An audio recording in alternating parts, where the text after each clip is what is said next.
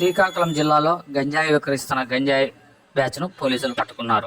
శ్రీకాకుళం జిల్లా కేంద్రంలోని కలెక్టరేట్ సమీపంలో పొన్నాడు సాయిగుడి కొండ పరిసర ప్రాంతాల్లో గంజాయితో పాటు 4 వ్యక్తులను పోలీసులు అదుపులోకి తీసుకున్నారు. అదుపులోకి తీసుకున్న వారి వద్ద నుంచి 22 కిలోల గంజాయిని పోలీసులు స్వాధీనం చేసుకున్నారు.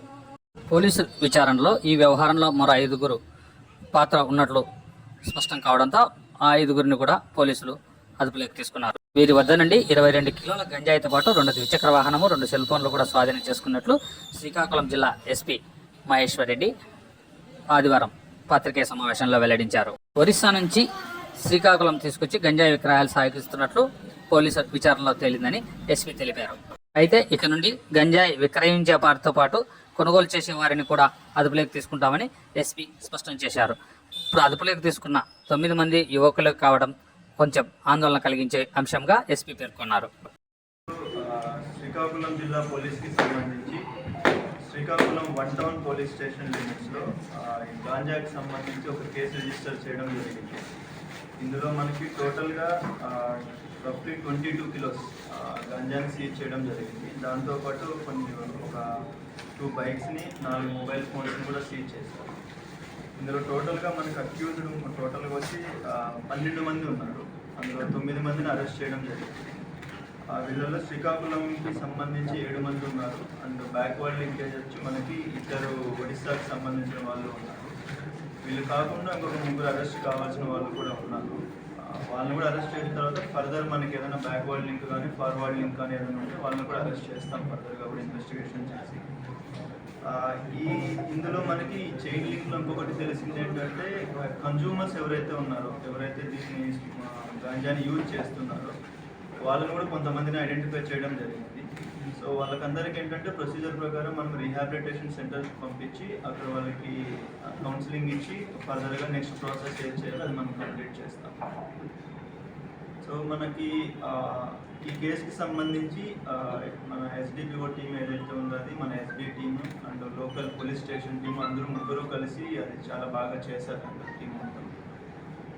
దీనికి సంబంధించి గాంజాకి సంబంధించి మనకి పబ్లిక్ అందరికీ అండ్ ఎస్పెషల్లీ పేరెంట్స్కి అండ్ కాలేజ్ యూత్ ఎవరైతే ఉన్నారో వాళ్ళకి మన రిక్వెస్ట్ ఏంటంటే సో దయచేసి ఇలాంటిది ఏదైనా ఉన్నా కూడా పోలీస్ దృష్టికి తీసుకురండి. మనం స్ట్రిక్ట్ యాక్షన్ తీసుకోవడం జరుగుతుంది యాజ్ పర్ గవర్నమెంట్ ఇన్స్ట్రక్షన్స్ ప్రకారం.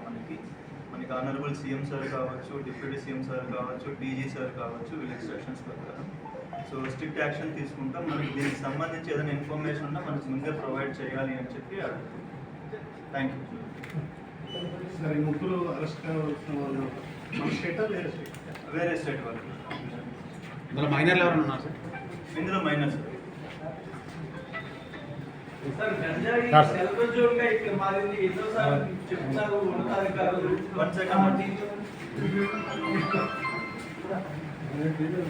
గాంజాకి సంబంధించి ట్రాన్స్పోర్టేషన్ రూట్స్ ఏవైతే ఉన్నాయో ఫస్ట్ అది ఐడెంటిఫై చేసుకున్నాం మనం. సో ఆ రూట్స్ అన్నిటికి సంబంధించి డైనమిక్ వెహికల్ చెకింగ్ అనేది ఫస్ట్ చేస్తున్నాం. అంటే ఏంటంటే డిఫరెంట్ టైమింగ్స్లో డిఫరెంట్ ప్లేసెస్లో మనం కొన్ని ఇన్ఫర్మేషన్ బేసిస్ తోటి చేస్తున్నాము.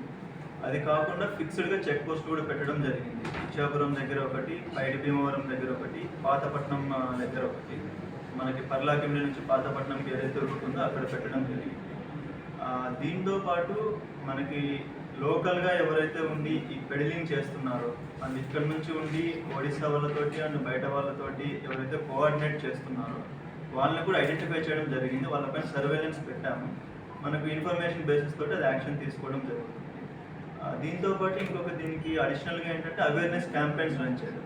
మనకి లోకల్ కాలేజెస్ కావచ్చు, లేదంటే కన్జంప్షన్ ఎక్కడైతే ఎక్కువ ఉందో ఆ ప్లేసెస్ కావచ్చు, ఆ అవేర్నెస్ క్యాంపెయిన్స్ అన్నది మనము ఎన్జిఓస్ తోటి and other departments, health department, education department తోటి కలిసి మనం ప్లాన్ చేసుకున్నాము. అవి కూడా మనం చేస్తున్నాము. దీంతో పాటు మనకి ట్రైన్ రూట్స్ కొన్ని ఉన్నాయి. ఎస్పెషల్లీ మనకి పలాస ట్రైన్ స్టేషన్ కావచ్చు, ఇలాంటి స్టేషన్స్ కూడా మనము ఐడెంటిఫై చేసుకున్నాం. హాట్స్పాట్స్ ఏవైతే ఉన్నాయో వాటిపైన యాక్షన్ తీసుకున్నాం డెఫినెట్లీ.